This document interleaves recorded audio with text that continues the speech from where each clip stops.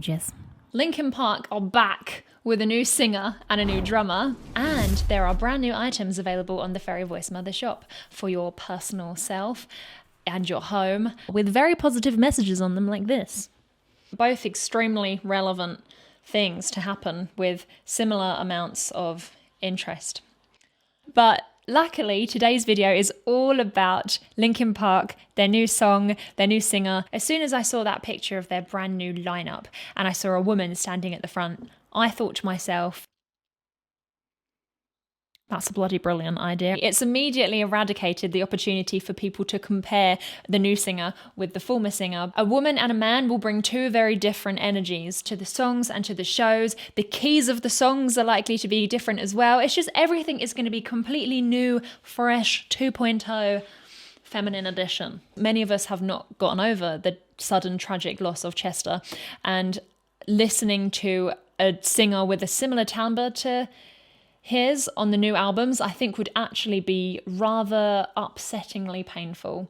But at least you will never be able to confuse one of their old songs with one of their new songs. It's so exciting how they have a new top end, like where the vocals sit, and a new bottom end, where the drums sit. The substance of Linkin Park will remain, just upon different grounds and below different sky. If you haven't met me before, then welcome! I'm Lolli. I am a voice and singing specialist in the contemporary realm. I'm an absolutely massive nerd. So in this video, you'll see my first reaction to the song, but you also may be subject to a little bit of nerdery. Or a lot. So let's have a little look then at their brand new song, The Emptiness Machine.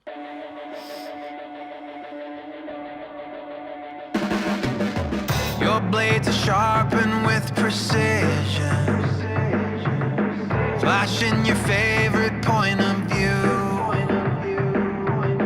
I know you're waiting in the distance, just like you always do, just like you always do. Already pulling me in, already under my skin, and I know exactly how this ends. The way that the lines are spaced in the verse, da, da, da, da, da, da, da, da, da, da, da, da. It kind of reminds me of Given Up. Waking a sweat again, another day's been laid to waste. And then the repeating of the last line of the first verse as well. Just like you always do, just like you always do. And the fault is my own, and the fault is my own. It really does feel quintessentially Linkin Park. The heavy distortion and saturation in the instruments, really creative post-production already on the drums, and that is really cool because the drummer is new. So putting a lot of attention into the sonic landscape of the drum kit was smart and refreshing. That drum fill at the beginning was super distorted, clipping like no one's business. It gives the impression of suppression, like really holding together something angry. And then after that, they brought the EQ down so that only the lowest frequencies were allowed in, and all of that high crunchiness had gone to make place for his voice. Your blades are sharpened with precision. And I love that Mike Shinoda, male vocalist and also a former member of the band, was the first voice that we heard. It's like they didn't want to launch us headfirst into the deep end of Linkin Park 2.0. We started off with a little bit of nostalgia. And then you can start to hear in this sort of pre-chorus section a high vocal harmonise with him, which must be Emily. Already pulling me in, already under my skin. For a second when this frame came on at the beginning, I thought like an advert started playing for like LinkedIn or something. Maybe that's what the song's about. Like not, I'm sure they didn't write a song about LinkedIn, but maybe it's about like call centers in general, or grey shirts, or ginger beards. Remains to be seen. And I know exactly how this ends. I let you cut me open just to watch me bleed. Gave up who I am for who you wanted me to be. Don't know why I'm hoping for what I won't receive. Falling for the promise of the emptiness machine. The emptiness emptiness machine. Nice! Cool. Oh, I love it. Going around like a revolver. It's been decided how we lose. 'Cause there's a fire under the altar. I keep on lying to. I keep on lying to. Already pulling me in. Already under my skin. And I know exactly how this ends. I let you cut me open. Just to This is so perfect. She's so perfect. This is exactly what we needed. She is absolutely perfect. She is fierce and bold. She sings in the same part of her voice that Chester did, very much above her speaking voice. So you get that sense of power and stretch and energy and rage because she's making this part of her voice the normal part, whereas in fact her speaking voice is most definitely more relaxed and lower. She really knows exactly how to shape her words as well, because if you're not careful with things like your vowels and your breath pressure, this part of your voice can sound very shouty, but hers doesn't sound shouty at all. I love this type of gentle upper constriction, false fold distortion, because it sounds so safe. 'Cause there's a fire under the altar. And it gives a lovely continuity to the vocal performance. Because the distortion is so subtle, we still get that same quality of belt both times. Whether she did under the altar or under the altar, it's still the same foundation, as opposed to if she was to do like a random fry scream or a growl there. We stay in the story, we stay in the vibe of the song, but we do get a little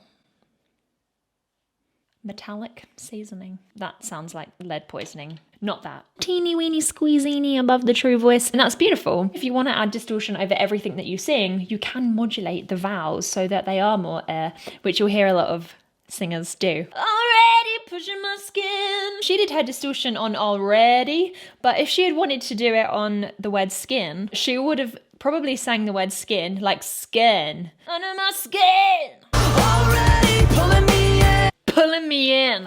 Yeah. I love how much pressure she put behind that plosive. P is literally pressure behind the lips. And that is the feel that I'm getting from the lyrics in combination with her vocal performances. Like, she's under a lot of pressure. She's being pulled in. She's being pulled in. It's been decided. Bin as well. It's so distorted the way that she leans against the b. Then. Oh, I love it. I never thought about distorting a plosive before to add to the general distortion of a vocalist, but she's doing it and it's working. Haven't mentioned that I love this yet. Future Lolli here. Just because I missed the cutting sound as the first chorus came in with the lyrics, let you cut me open. Cut me open. There's like a knife sound and it's so cool. That paired with the chord change. Know exactly how this ends. I let you cut me open. Before, the only note you can hear really clearly is this G, but it is all very minory, and so it does kind of allude to this chord. Yeah, the full G minor. I know exactly how this ends. I let you cut me open. That transition is so relieving in combination with the knife sound, because this G, I don't know if you can. Good lord. Okay, I'm currently balancing my iMac with one hand. Wish me luck. If you're watching this video, I didn't break my computer. This G resolves down to the note below it. So really that resolution, we came down. But not only did we resolved from a really minor feel into a major. And so I think that really gives you the sense of being cut open in the nicest possible way. Like a tension really. This is starting to sound a bit weird. Okay, I'll stop. Let you cut me open just to watch me bleed. Gave up who I am for who you wanted me to be. Don't know why I'm open for what I won't receive. Falling for the promise of the emptiness machine.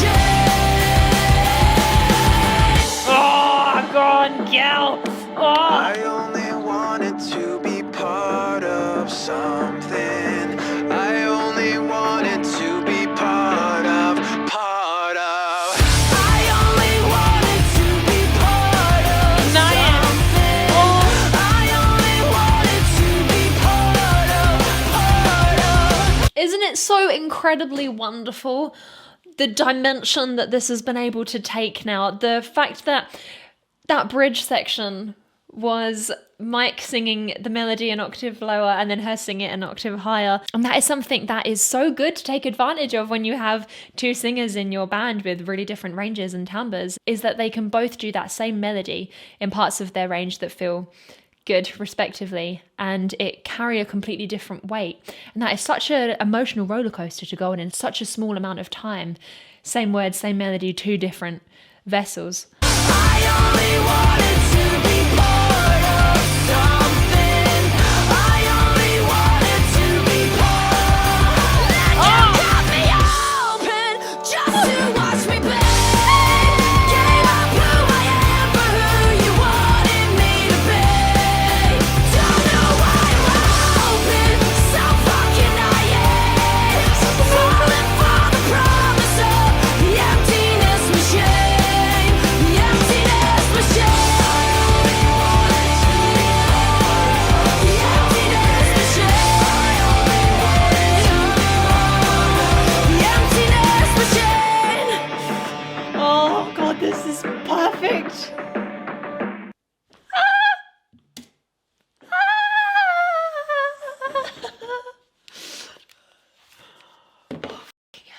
I think a huge portion of the intense emotions that I'm feeling about this right now is relief. So often we see people crawl back out of the woodwork with unlimited budgets to hire the best everything, and they give you something that sounds like it could have been produced by a 12-year-old in GarageBand.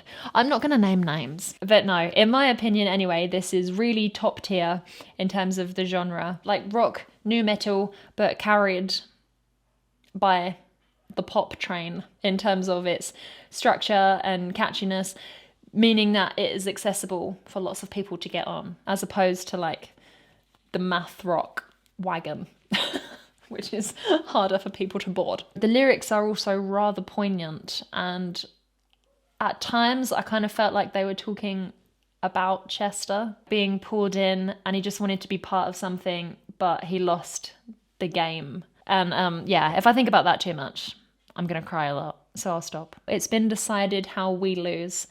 It's not just I lose, like we together. To hear these powerful, brilliant musicians refer to themselves as part of us just by using the word we, it doesn't diminish our struggles. It doesn't perpetuate them either. It just sort of lets us know that we're not alone in feeling them.